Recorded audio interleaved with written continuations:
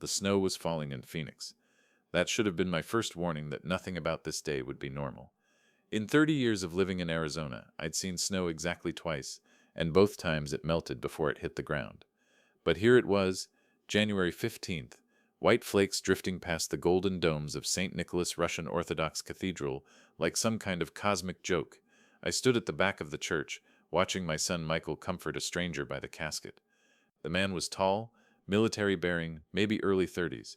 Something about the way he held himself reminded me of, well, me. Michael's hand on his shoulder looked awkward, forced, like he was playing a role he hadn't quite rehearsed enough. Robert Mitchell, the voice came from behind me, silk wrapped around steel. I wondered if you'd have the courage to come. I turned, and 30 years collapsed into nothing. Victoria Chen stood there, immaculate in black Chanel, looking like she'd stepped out of the boardroom of a Fortune 500 company. Which, knowing what I'd heard about her venture capital firm, she probably had. Victoria, my voice stayed steady, even if my pulse didn't. I came to pay my respects. Elena was a formidable competitor. Is that what we're calling it now? Her laugh was bitter champagne. How delightfully corporate of you, Bobby. Nobody had called me Bobby since 1990. The name hit like cold water, bringing back memories of late nights in the university library, dreams of building something together, before her father, before everything fell apart. Dad? Michael appeared at my elbow, and I saw Victoria's eyes sharpen with interest. I didn't know you were coming. Neither did I, until this morning. I kept my eyes on my son's face, watching for what? Guilt? Secrets? You knew Elena? We met a few times. Business connections through Wharton. His answer came too quick, too smooth. She was interested in construction innovation. Said she knew you from way back. The stranger Michael had been comforting approached us, and up close something twisted in my chest. Those eyes green with gold flecks. I'd seen those eyes in the mirror every morning for 58 years. Mr. Mitchell, he said, extending his hand. Military precision in every movement. Tommy Volkov, was Elena's son. The handshake was firm, testing. I held it a beat longer than necessary, searching his face. The jaw, the set of his shoulders, even the way his left eyebrow lifted slightly when he was evaluating someone. I'm sorry for your loss, I managed. Are you? Tommy's question wasn't hostile, just curious. She spoke of you often, said you were the only competitor who ever truly challenged her. Victoria's phone buzzed. She glanced at it, smiled, then looked at Michael. Phase 1 of the Singapore project is approved. Congratulations, your presentation to the board was flawless. Michael's phone vibrated in response. He pulled it out, read something, and for just a second I saw triumph flash across his face before he schooled it back to funeral-appropriate solemnity. That night I sat in Emily's library. I still called it that, even 5 years after cancer took her, nursing a whiskey and staring at the photograph on my desk.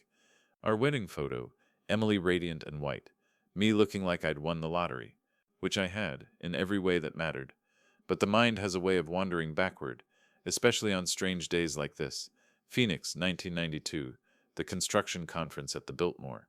Elena Volkov walking in like she owned the place, which she practically did. Her family's money was old Soviet gold transformed into new American real estate. You must be Robert Mitchell, she'd said, that accent making my name sound exotic. The man who underbid me on the Scottsdale project. Fair and square, I'd replied. In Russia we have saying fair is what the winner calls it. 3 months, that's all it was.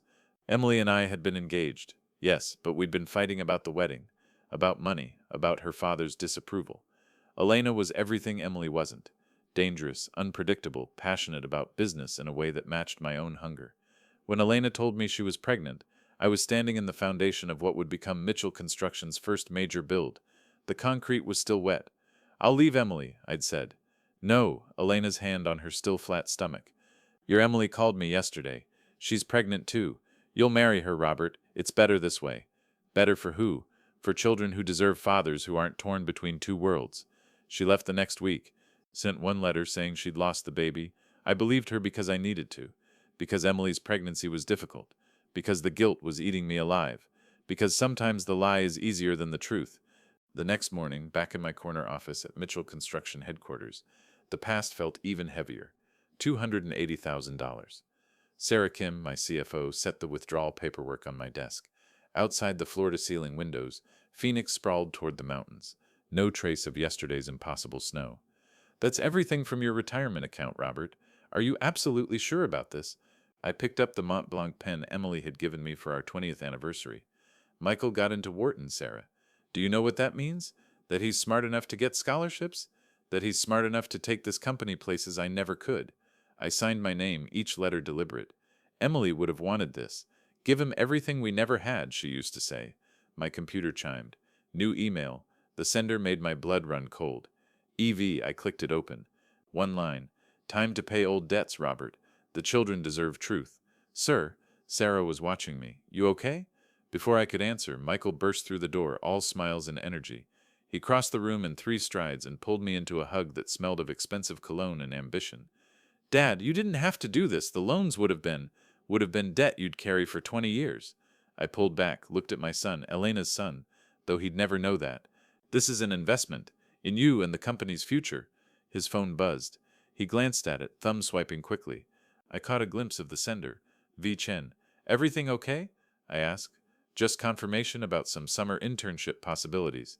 He pocketed the phone, but not before I saw the message preview. Phase 1 complete. The old man suspects nothing. Michael squeezed my shoulder, and for the first time in 32 years of raising him, I wondered if I'd ever really known my son at all. The snow in Phoenix, Elena's death, Victoria's return, that stranger with my eyes. They weren't coincidences. They were moves on a chessboard I didn't even know I was playing on. I looked at the signed check on my desk. $280,000. The price of a Harvard MBA, the cost of a father's love, or maybe, just maybe, the first payment on a debt I never knew I owed. 4 months after that strange funeral, I stood in Huntsman Hall at Wharton, watching my son cross the stage to receive his MBA. The pride I felt should have been pure, uncomplicated.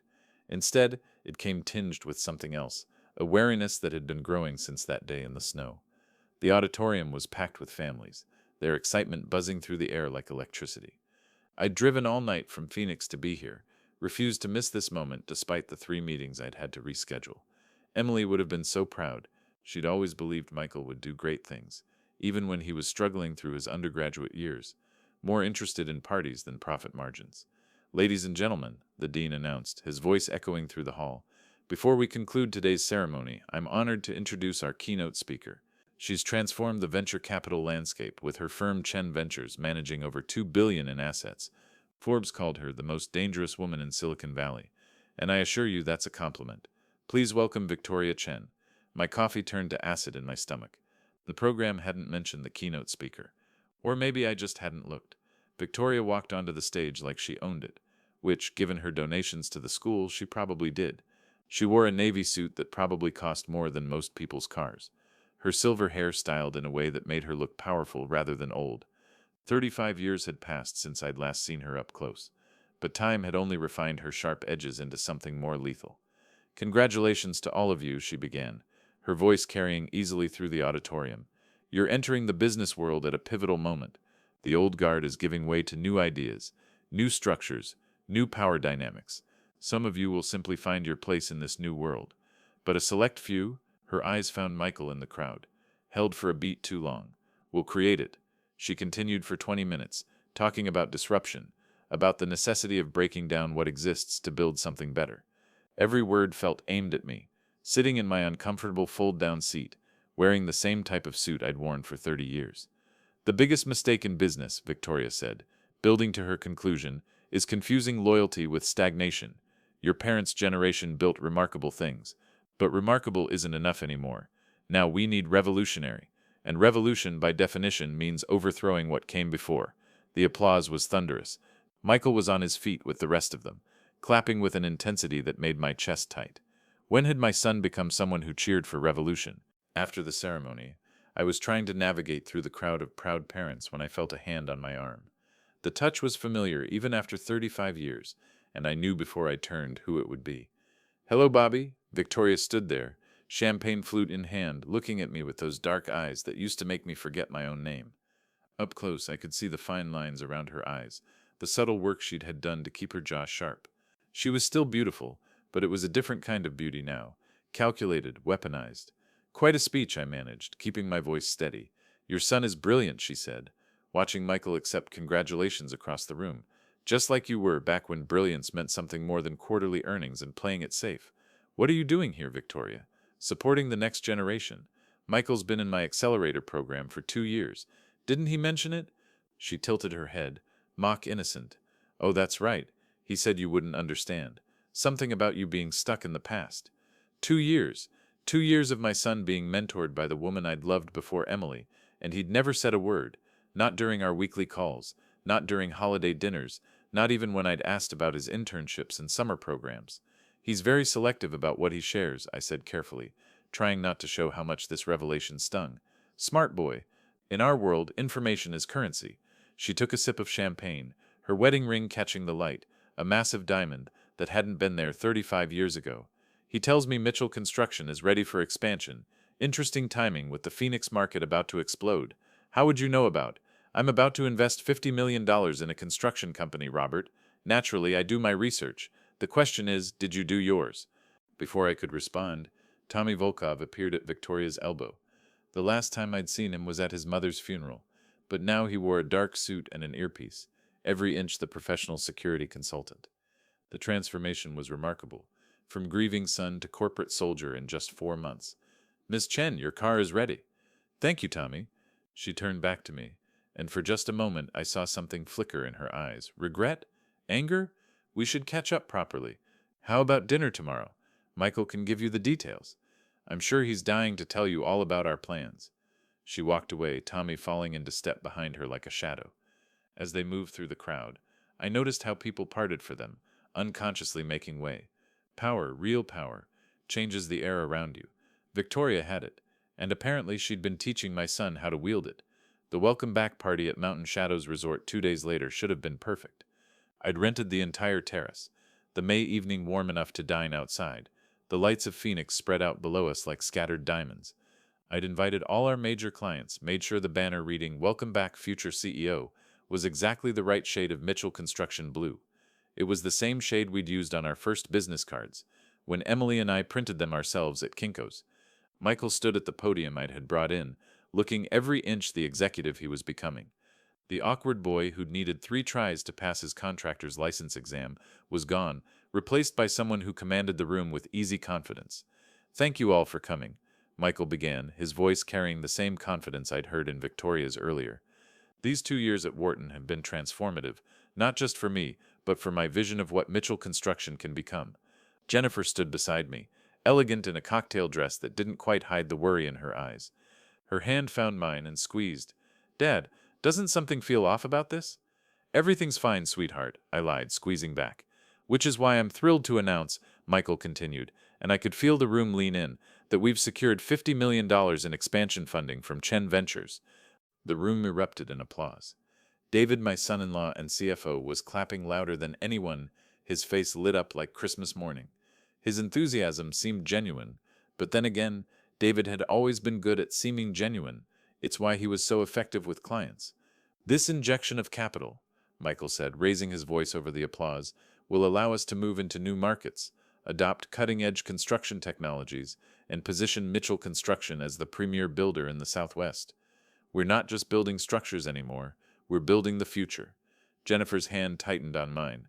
Dad, did you know about this? And I'm honored to introduce, Michael continued before I could answer, the woman making this possible, our new strategic partner and newest board member, Victoria Chen. Victoria emerged from the crowd like she'd been waiting in the wings, timing her entrance for maximum impact. She joined Michael at the podium, and the sight of them standing together, my son and my former lover, made something twist in my chest. They looked like they belonged together, both radiating that same hungry ambition. Mitchell Construction represents everything I look for in an investment, Victoria said smoothly. Legacy meeting innovation, tradition embracing transformation. Under Michael's leadership, with Robert's wisdom as foundation, this company will redefine what's possible in our industry. The words sounded supportive, but I heard the subtext loud and clear. Under Michael's leadership, not mine, I was being relegated to foundation, important once, but now just something to build on top of. Sarah Kim appeared at my side, her expression carefully neutral. She'd changed from her usual practical pantsuit into a dress for the occasion, but she still carried herself like someone ready for battle. Robert, you knew about this. The broad strokes, I lied, watching Victoria work the room with Michael at her side, introducing her to our biggest clients. $50 million doesn't just appear, and Victoria Chen doesn't just join boards. What's her angle? I watched as Victoria touched Michael's arm, guiding him toward the Henderson Group representatives. Our biggest contract. The gesture was innocent enough, but something about it made my skin crawl. That's what I'm going to find out. Robert, Sarah's voice dropped lower. I did some digging after the funeral. Elena Volkov's estate is... There are holdings we didn't know about. Connections to Chen Ventures going back years. And there's something else. Security footage from 6 months ago you need to see. Not here, I said, smiling as Tom Henderson approached to shake my hand and congratulate me on Michael's success. For the next 2 hours I played the proud father, the successful founder graciously making room for the next generation.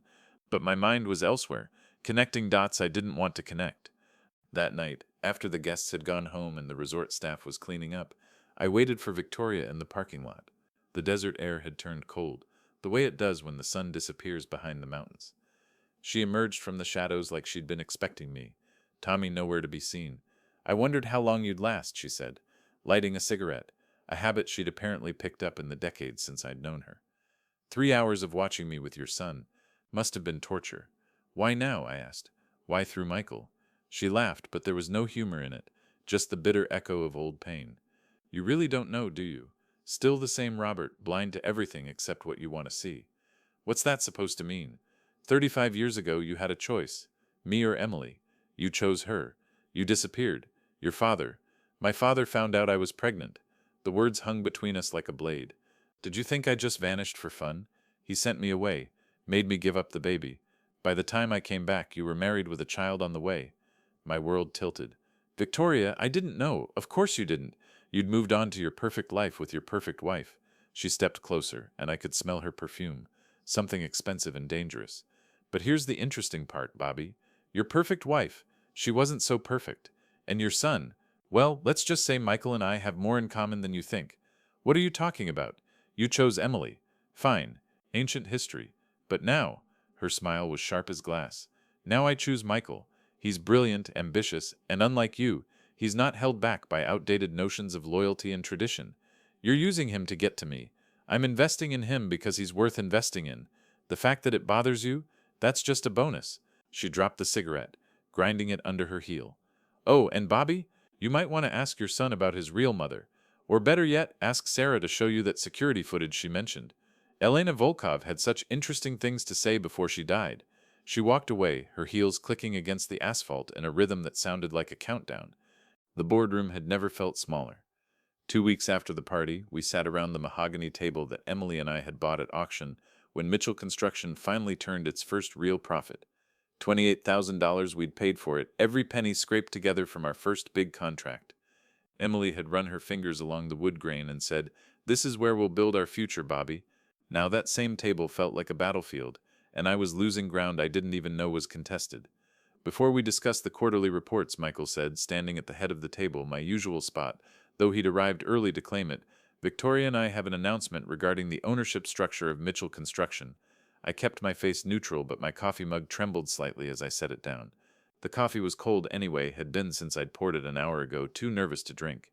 Sarah, sitting to my right, caught my eye. She'd been digging into the Elena Volkov connection for days, but hadn't found anything concrete yet. Her laptop was open in front of her, fingers poised over the keys like a pianist waiting for her cue. Victoria stood, her presence commanding immediate attention. She wore a cream-colored suit today, the kind that would show every speck of dirt on a construction site, but proclaimed she'd never have to worry about that. As you all know, Chen Ventures recently invested $50 million in this company. What you don't know is that this investment came with certain prerequisites. She clicked a remote, and the screen behind her lit up with a shareholding chart. The colors were wrong, too much red where there should have been Mitchell blue. My stomach dropped. 3 months ago, Victoria continued, her voice smooth as aged whiskey, Chen Ventures acquired a 15% stake in Mitchell Construction from the estate of Elena Volkov. Elena had been quietly accumulating shares through various shell companies for over a decade. Volkov Holdings, Phoenix Rising LLC, Desert Sun Investments, all Elena, all now part of Chen Ventures' portfolio. 15%. Elena had owned 15% of my company, and I'd never known. She'd been buying pieces of my life while I was sleeping next to Emily, raising her son, thinking I was safe, combined with Michael's 10% inheritance from his mother, Victoria said, and I noticed she didn't say Emily's name, just let it hang there like a ghost. And David's 10% as CFO, our coalition now controls 35% of Mitchell Construction. David nodded enthusiastically from across the table, his wedding ring catching the light as he clasped his hands together. This is exactly the kind of strategic alignment we need to take the company forward. Modern thinking for modern times. Forward?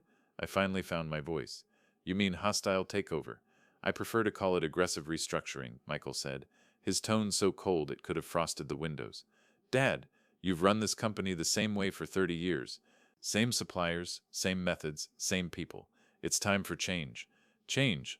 I let the word hang in the air, tasting its bitterness. Is that what we're calling it when you conspire behind my back? When you meet in secret with my competitors? It's not conspiracy, it's strategy, Victoria interjected, her manicured nails tapping against the table. Something you'd understand if you weren't so stuck in your ways, building things the way your father did, and his father before him. Which brings me to our proposal. Another click, a new slide. Mitchell Construction 2.0, a modernization initiative. We're proposing a 30% reduction in workforce, focusing on employees who've been with the company more than 15 years, Michael said, reading from his tablet as if he was discussing weather instead of destroying lives. Their salaries are bloated, their methods outdated. We can replace them with younger, hungrier talent at half the cost. Automated systems can handle most of the project management. AI can do the estimates. We don't need dinosaurs anymore. Those people built this company, I said, my voice rising despite my efforts to stay calm. Tom Martinez has been with us since day one. He held the ladder when I installed our first sign. Sarah here started as an intern 20 years ago, worked her way up from nothing. Jorge's crew has never missed a deadline in 15 years. You want to throw them away like garbage? I want to stop treating this company like a charity. Michael shot back, standing now, his face flushed. Mom's gone, Dad. Her bleeding heart approach to business died with her. This is the real world, adapt or die. The room went silent. Even Victoria looked uncomfortable, shifting slightly in her Italian leather chair. Sarah's hand found my arm under the table, a warning to stay calm, but I could feel her trembling with her own anger. You need 51% to make changes that fundamental, I said quietly, forcing my voice to steady. I still own 31%. The employees' pension fund owns another 20%, and they'll never vote against me. You've done your math wrong, son. Victoria smiled, the kind of smile a snake might give before striking. Are you sure about that? People's loyalty tends to shift when their retirement security is threatened, when they realize their pensions are tied to a company that's about to become obsolete. But we're not monsters, Robert. We're offering you a graceful exit. Step down as CEO, maintain your shares, enjoy your retirement, play golf, travel, spend time with Jennifer. Michael takes over, and Mitchell Construction enters the 21st century. The 21st century, I repeated. We're a quarter of the way through it already, in case you hadn't noticed. Exactly, Michael said. And we're still operating like it's 1995. Dad, I respect everything you've built. But no, I cut him off. You don't respect it. If you did, you wouldn't be ambushing me in my own boardroom. Your boardroom. Michael laughed, harsh and bitter. See, that's the problem right there. You still think this is your company, your boardroom, your legacy. What about my future? What about my chance to build something? I need some air, I said, standing abruptly. My legs felt unsteady, but I wouldn't give them the satisfaction of seeing it. As I reached the door, Michael's voice followed me. The vote is in 2 weeks, Dad. Think carefully about which side of history you want to be on. I was still processing the board meeting when my phone rang 3 hours later. I'd been sitting in my truck in the parking lot, staring at the building I'd built, wondering when it had stopped being mine. Jennifer's number lit up the screen. Dad! Her voice was weak, scared, so different from the confident woman who'd stood beside me at the party. I'm at St. Joseph's. Something's wrong. I'm so sick, Dad. David brought me in, but I'm scared. I broke every speed limit getting to the hospital, running 2 red lights, my truck's engine roaring through the Phoenix heat. Jennifer was in room 507, pale as the sheets she lay on, an IV in her arm, monitors beeping steadily. David was there, pacing by the window, his face a mask of concern that didn't quite reach his eyes. What happened? I demanded, bursting through the door. We were having lunch at home, David said quickly, his words tumbling over each other. She just collapsed. Started vomiting, couldn't stop. The doctors think it might be food poisoning, but they're running tests.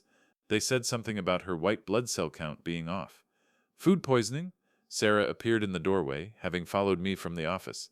From what? What did she eat? Did you eat the same thing? I had a lunch meeting with the Riverside Development team, David said, not meeting her eyes. Jennifer ate alone. Leftover tie from last night. I had the same tie, Jennifer whispered from the bed. Last night was fine then.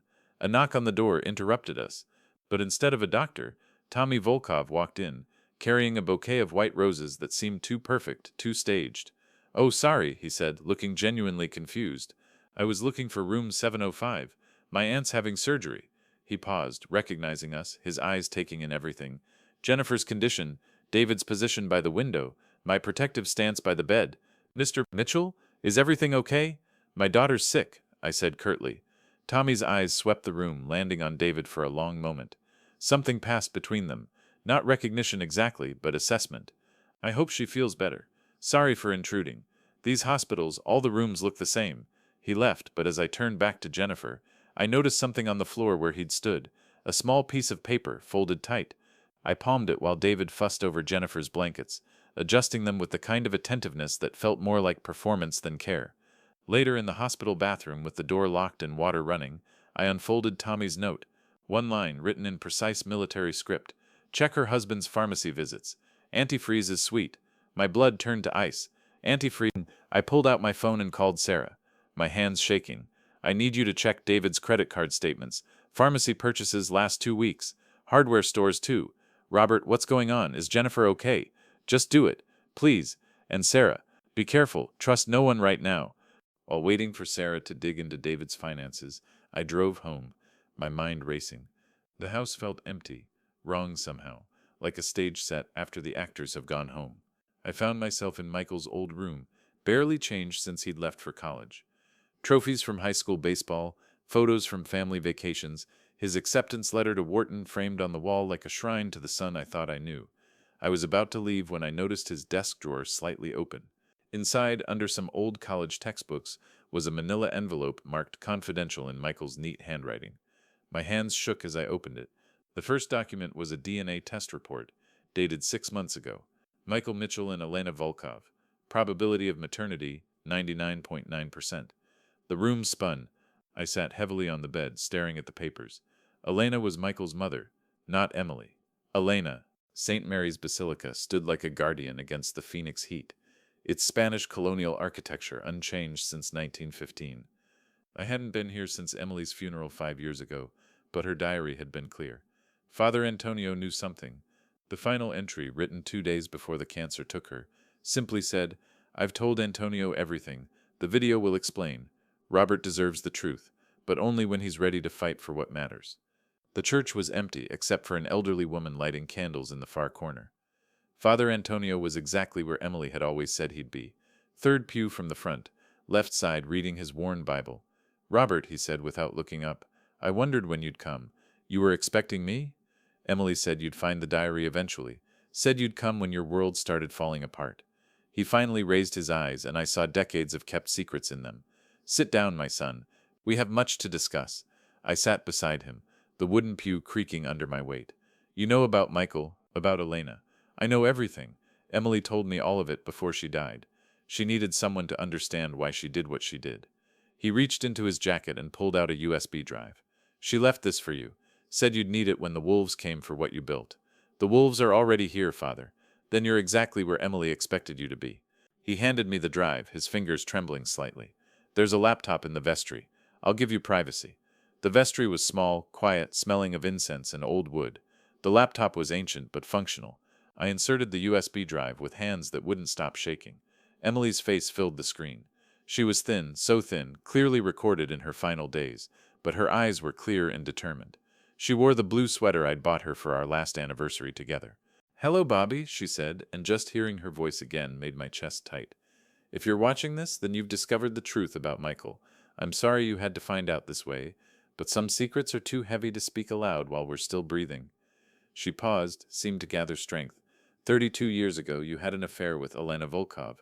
I know this because Elena came to me. She was pregnant with twins, your twins. She wanted you to leave me, to be with her. But I was pregnant too, or so I let everyone believe." My heart stopped. Emily continued. "The truth is, I couldn't have children. The doctors had told me years before, but I never told you. I couldn't bear to see the disappointment in your eyes.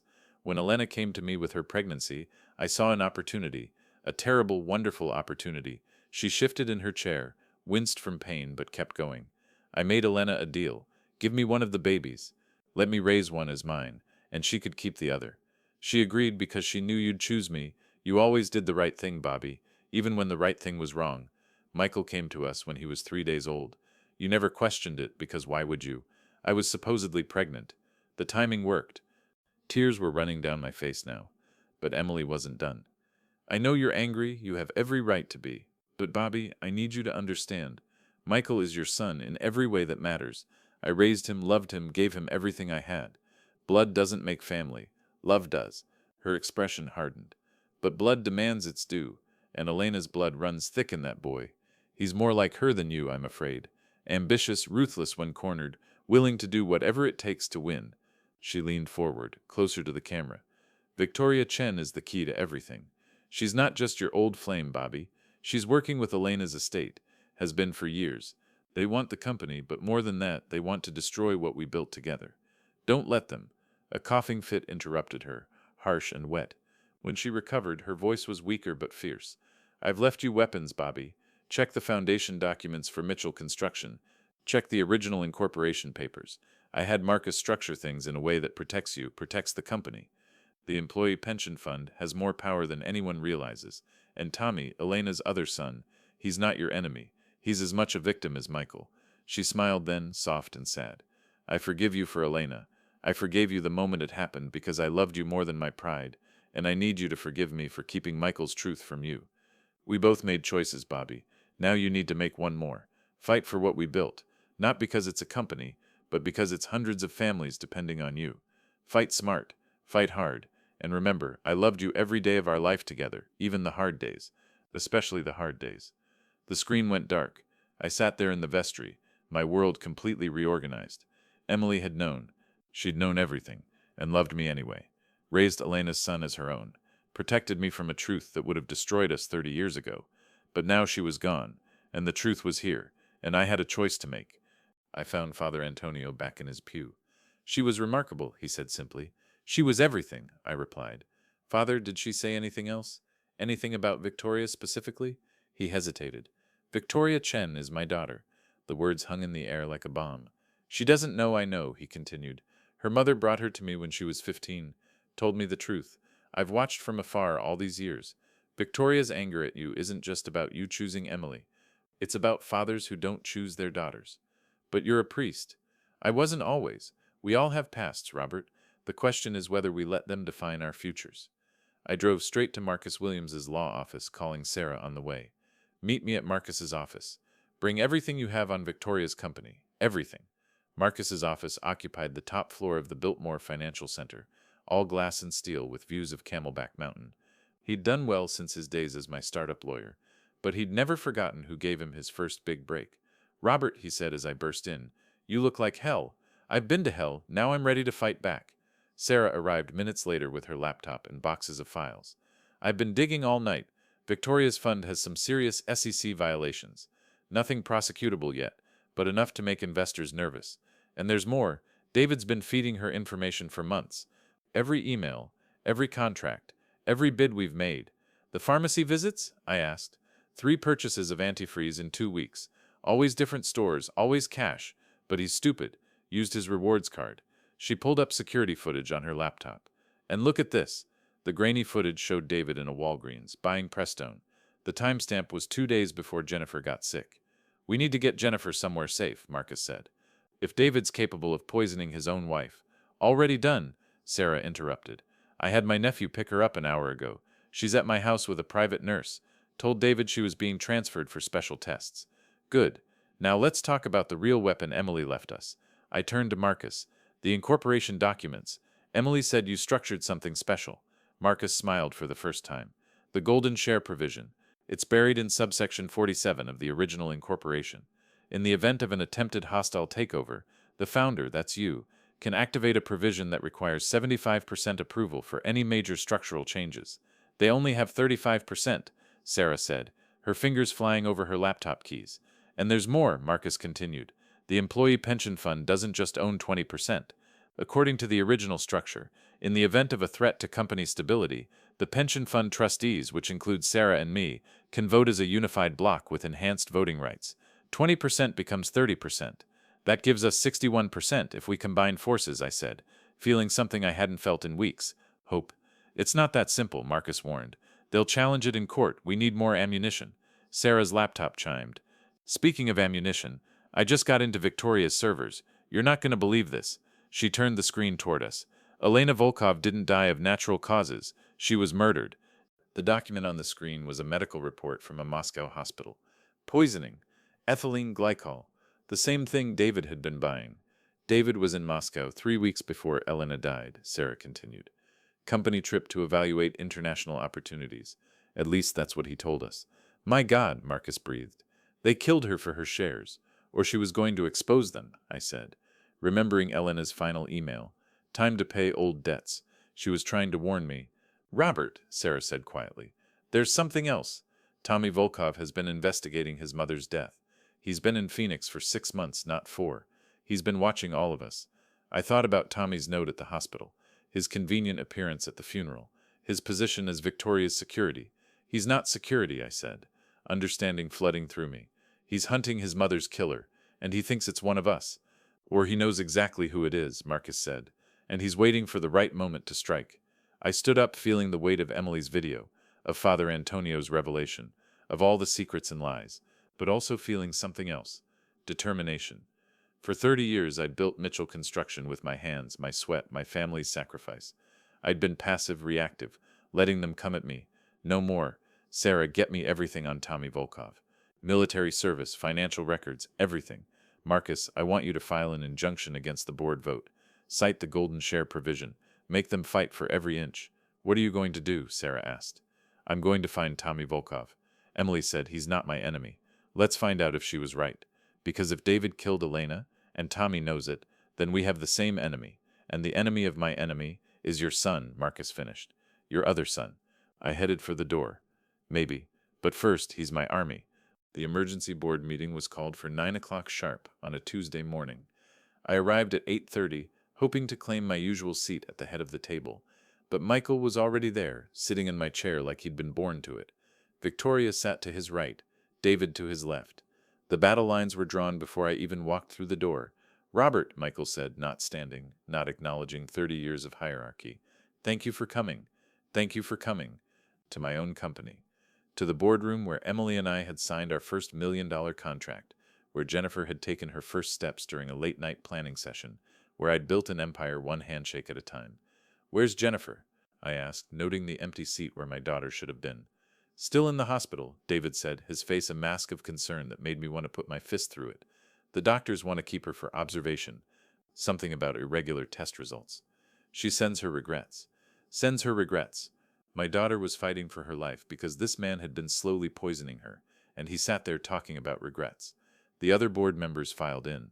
Tom Henderson, Patricia Morse, James Liu, all people I'd known for decades, all avoiding my eyes like I had something contagious.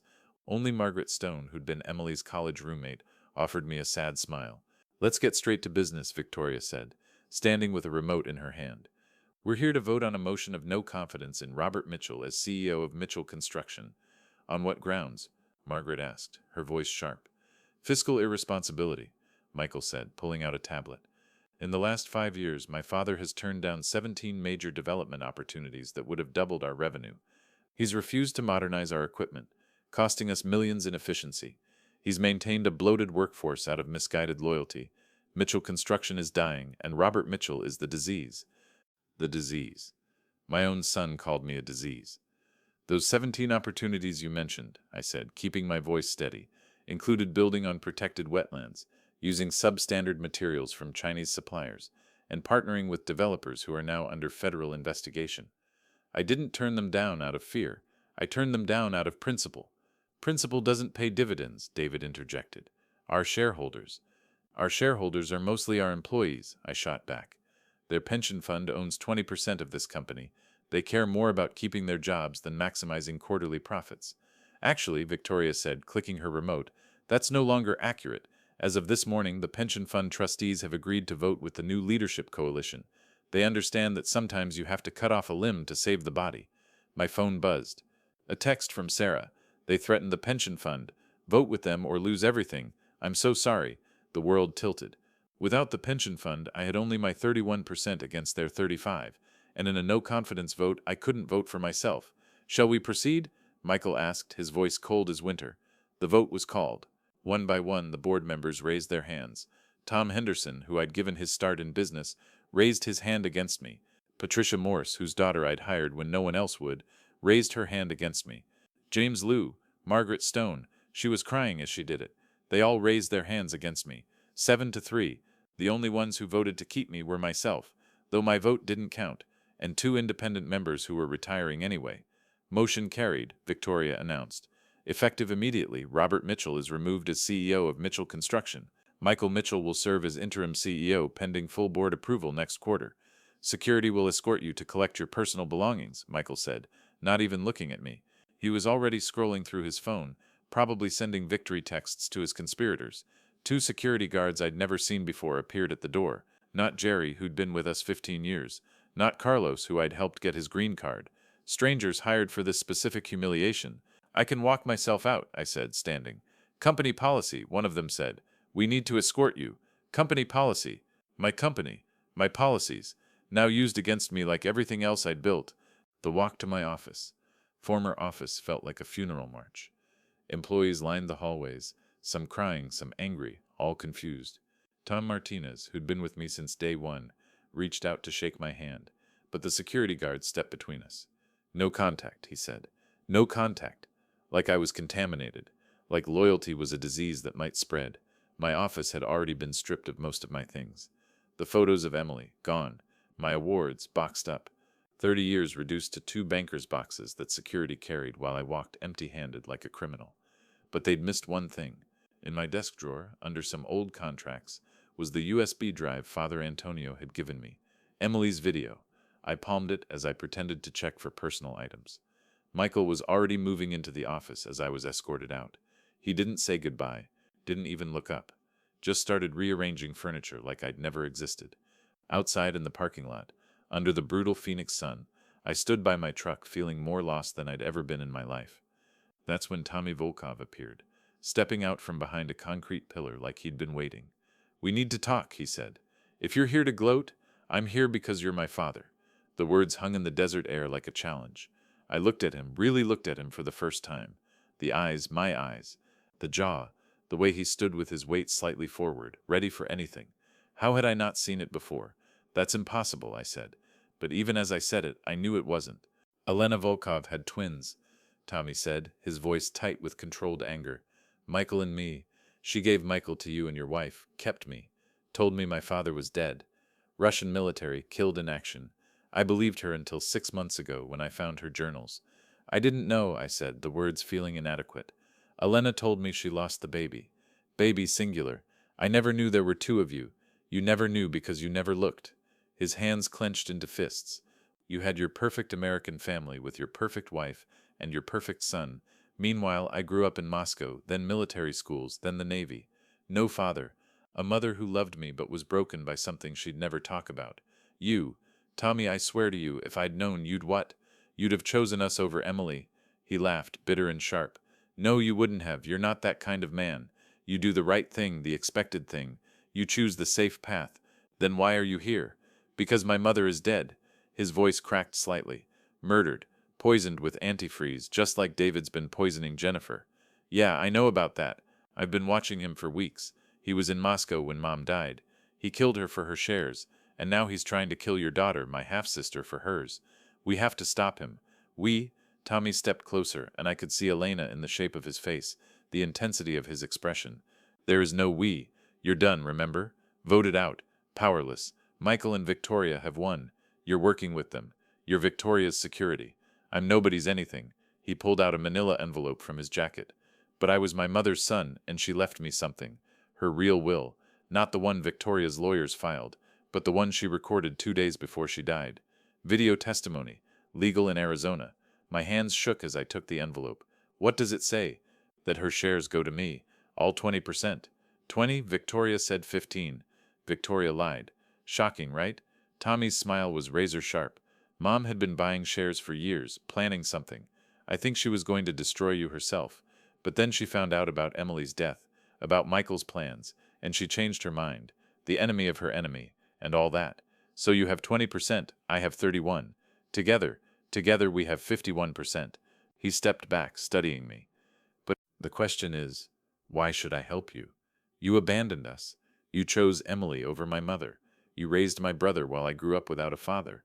Give me one good reason why I shouldn't let them destroy you and then take it all for myself.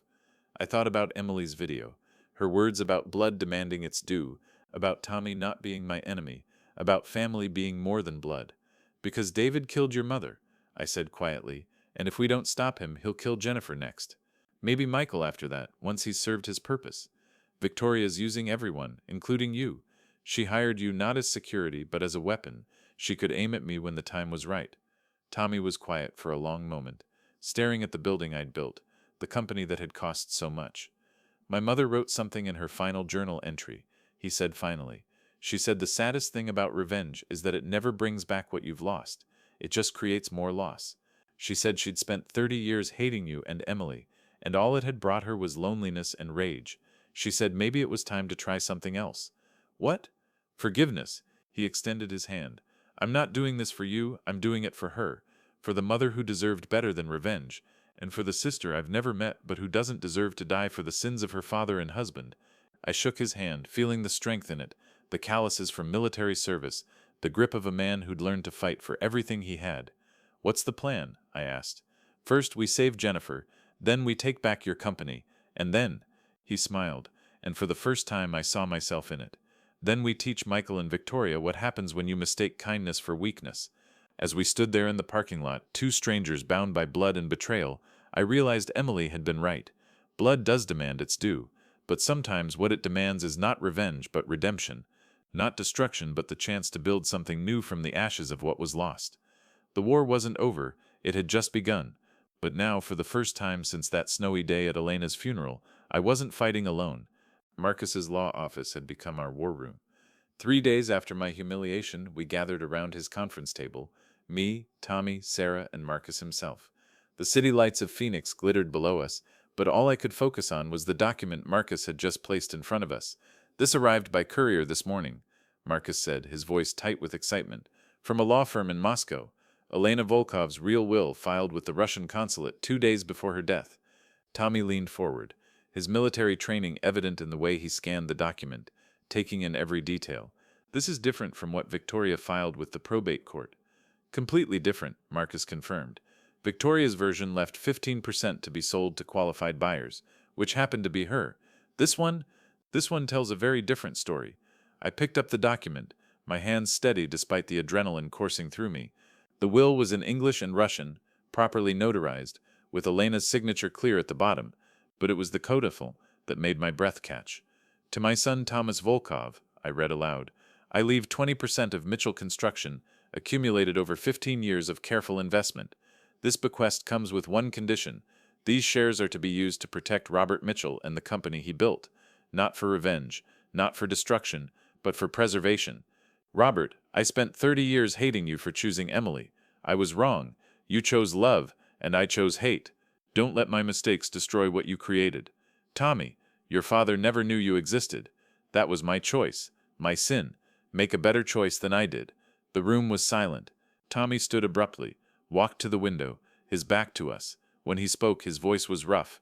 She never told me any of this. For 33 years, she told me my father was dead. She was protecting you, Sarah said gently. From her own anger, maybe.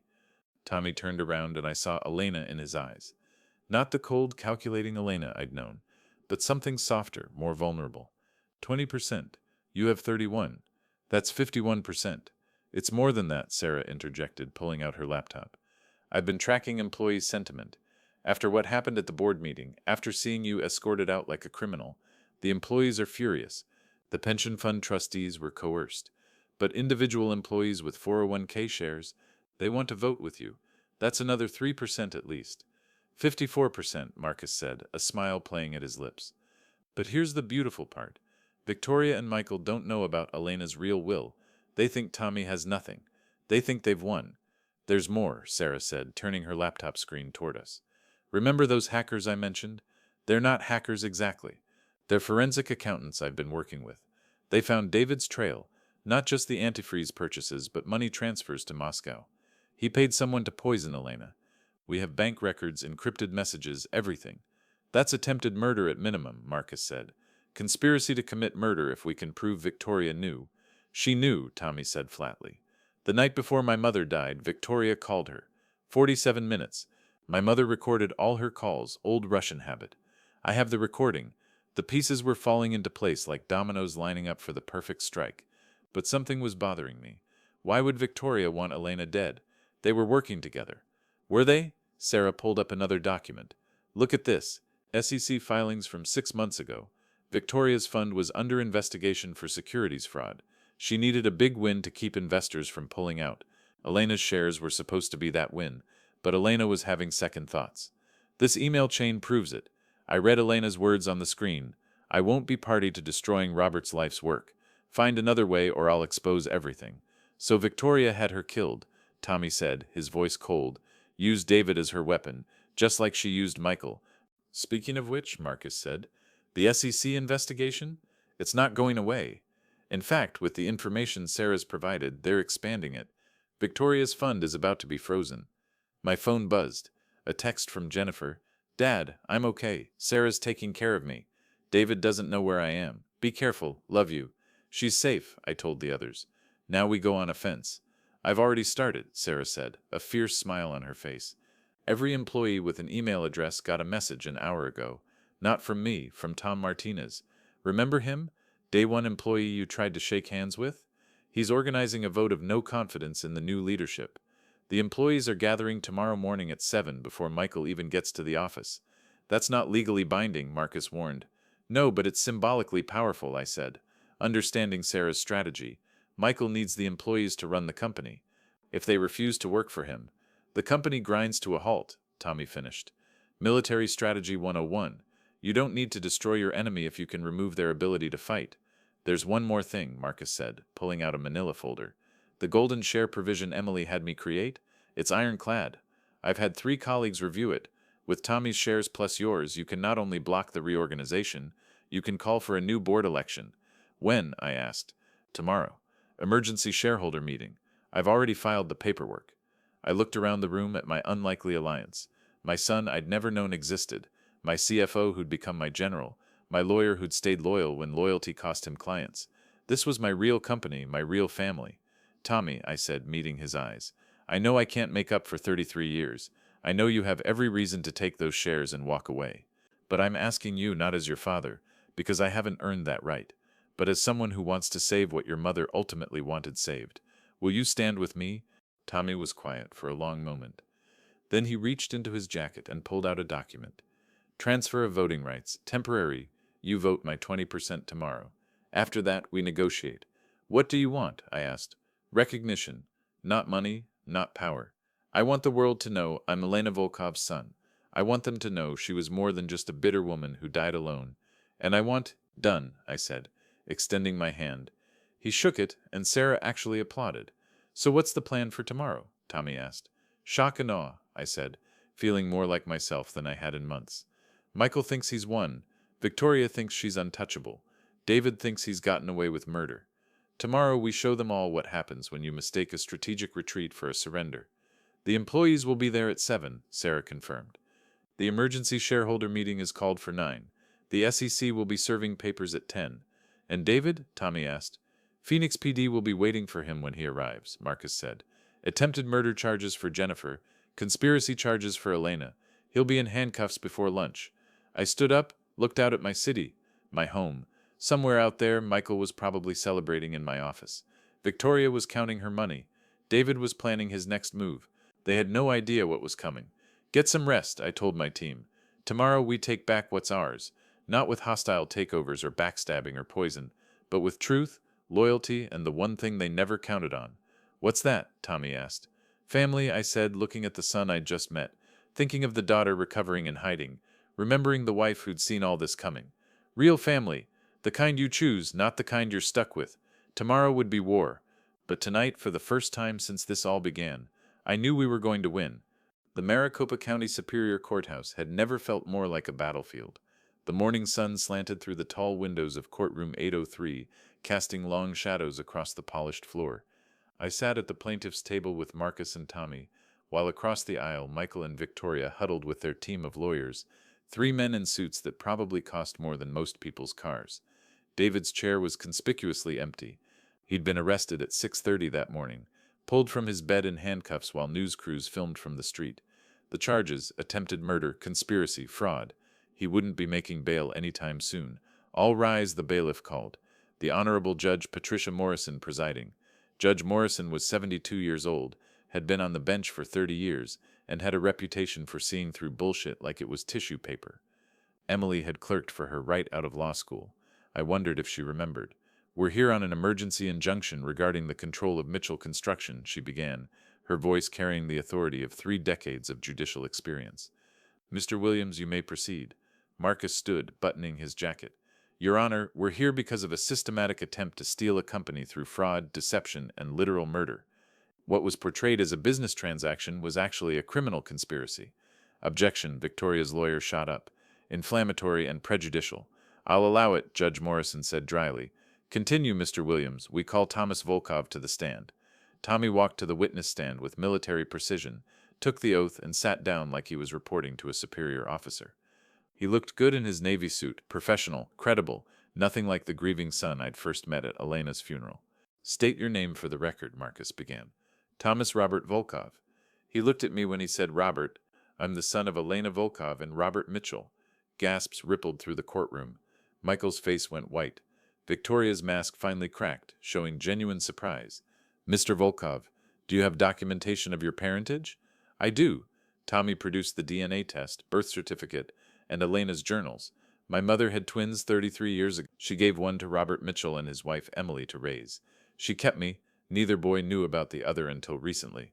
"And what is your stake in Mitchell Construction?" "I inherited 20% from my mother. Her real will, not the forgery Miss Chen filed." Victoria's lawyer objected again, but Judge Morrison waved him down. She was leaning forward now, interested. "Tell us about this will," Marcus prompted. Tommy explained about the 2 wills, the codicil, Elena's final wishes. He produced the authenticated documents from Moscow, the consulate stamps, the video Elena had recorded. When the video played, Elena, weak but determined, explaining her choices, even Judge Morrison seemed moved. "Your Honor," Marcus said, "we also have video testimony from Jennifer Mitchell Chen, who's recovering from poisoning allegedly administered by her husband David Chen, who was arrested this morning." The screen flickered to life. Jennifer appeared, still pale but fierce, propped up in Sarah's guest bedroom. "My name is Jennifer Mitchell Chen," she said, her voice stronger than her appearance suggested. "My husband has been poisoning me with antifreeze for 3 weeks. He did it to prevent me from voting my shares against the takeover. He did it because Victoria Chen and my brother Michael promised him a bigger cut if he could deliver my 10%. She held up medical records. "These are my toxicology reports. Ethylene glycol poisoning, the same substance that killed Elena Volkov in Moscow. David was in Moscow when she died. He killed her for her shares, then tried to kill me for mine." "This is hearsay," Victoria's lawyer protested. "It's a dying declaration exception," Marcus countered. "She believed she was dying when she recorded this." "I'll allow it," Judge Morrison ruled. The testimony continued for 2 hours. Sarah testified about the financial irregularities, the SEAC investigation, the forged documents. Tom Martinez, speaking for the employees, testified about the coercion used to force the pension fund vote. Even Father Antonio appeared, dignified in his collar, to authenticate Emily's video. When Emily's video played, her thin face, her clear voice, her message of forgiveness and truth, I saw Michael break. His shoulders shook. He put his head in his hands. Finally, Judge Morrison had heard enough. "I've seen corporate battles before," she said, looking directly at Victoria. "But this is something else. Fraud, attempted murder, forged documents, SEC violations. Ms. Chen, your fund is already under federal investigation. Mr. Mitchell, Michael Mitchell, you participated in a conspiracy to steal your father's company while your sister was being poisoned. The fact that you may not have known about the poisoning doesn't absolve you of the rest." She turned to me. "Robert Mitchell, I'm granting your emergency injunction. The board vote is reversed. You are reinstated as CEO of Mitchell Construction, effective immediately. Furthermore, I'm appointing a special master to investigate all share transfers in the last year. Any transfers found to be fraudulent will be reversed." Victoria stood up. "Your Honor, this is—" "Sit down, Ms. Chen. Federal marshals are waiting outside to discuss your SEC violations." I suggest you save your energy for that conversation." The gavel came down. It was over. Outside the courthouse, the Phoenix heat hit like a wall, but I barely felt it. Tommy stood beside me on the courthouse steps, both of us watching as Victoria was led away by federal agents. Her empire, built on revenge and lies, had collapsed in a single morning. "You did it," Tommy said. "We did it," I corrected. "I couldn't have won without you." "So what now?" he asked. "Now? Now we rebuild. Together." I turned to him. "I'm offering you co-CEO. Not because you're my son, I haven't earned the right to call you that yet, but because you're Elena's son. You're smart, strategic, and you see things I miss. Mitchell Construction needs both of us." Tommy was quiet for a long moment. "I spent my whole life wondering about my father, hating him for abandoning us. But you didn't abandon us. You never knew. I should have looked harder, should have questioned more. Maybe. But that's the past." He extended his hand. "Partners? Partners." Michael was waiting by my truck in the parking lot. He looked smaller somehow, diminished. The confident MBA was gone, replaced by the boy I'd raised, lost and ashamed. "Dad," he started, then stopped. "I don't even know what to call you anymore." "I'm still your dad," I said. "I raised you. I loved you. I still love you. Biology doesn't change that. I destroyed everything. I let Victoria convince me that you were weak, that the company needed new blood. I was so angry when I found out about Elena, about not being Mom's biological son. I wanted to hurt you like I was hurting. You did hurt me," I admitted. "But hurt can heal. Betrayal's harder, but even that can be forgiven. Emily forgave me for Elena. I can forgive you for this." "I'm leaving," he said. "Going to New York. Starting over. Maybe in a few years, when I've earned it, I can come back." "The door's always open," I said. "You're my son. That doesn't change." He hugged me then, quick and hard, like he had when he was little and scared of thunderstorms. Then he was gone, walking away across the parking lot, shoulders straight, facing his exile with what dignity he had left. 6 months later, Desert Mountain Cemetery was quiet, except for the wind through the mesquite trees. Tommy, Jennifer, and I stood at Emily's grave, fresh flowers in our hands.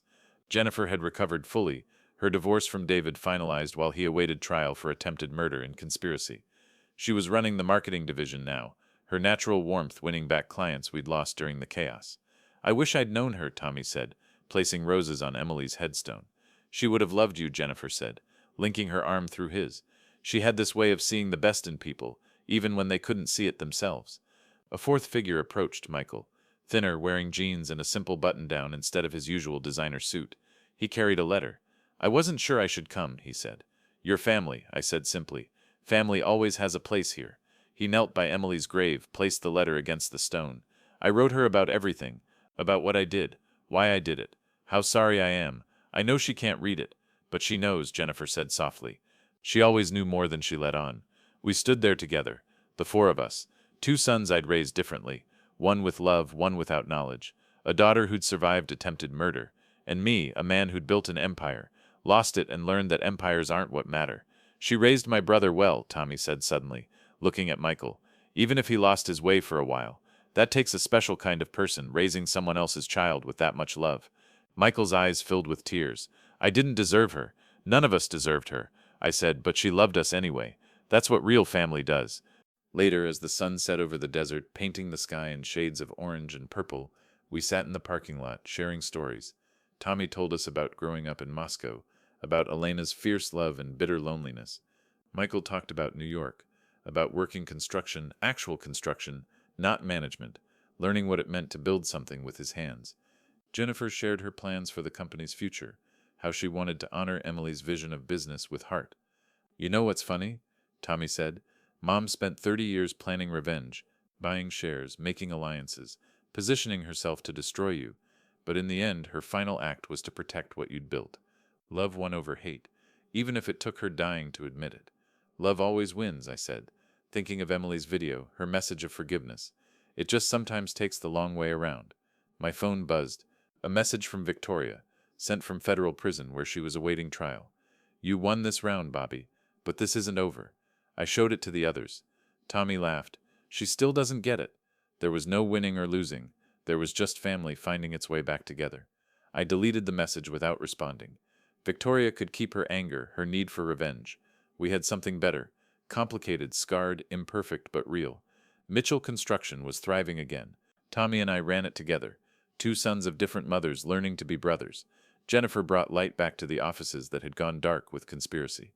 Even Michael, from his exile in New York, sent occasional advice, good ideas born from his ground-level experience. The company that Emily and I had built with our hands and hearts had survived. Changed, challenged, but not broken. The family we'd created, blood and choice mixed together like concrete and water, was stronger for having been tested. As we drove away from the cemetery, Tommy in his rental car, Jennifer in her Tesla, me in my old F-150, I looked back at Emily's grave one more time. The flowers we'd left were bright against the stone, 4 different bouquets from 4 different hearts, but all there together. Thank you, I whispered to the desert wind, for the truth, for the video, for loving all of us when we couldn't love ourselves. The wind carried my words away toward the mountains, toward the sunset, toward whatever comes next for a family that learned the hard way that blood doesn't make you family. Love does. But when blood and love finally come together, when truth replaces lies and forgiveness replaces revenge, that's when you find out what family really means. That's when you finally come home.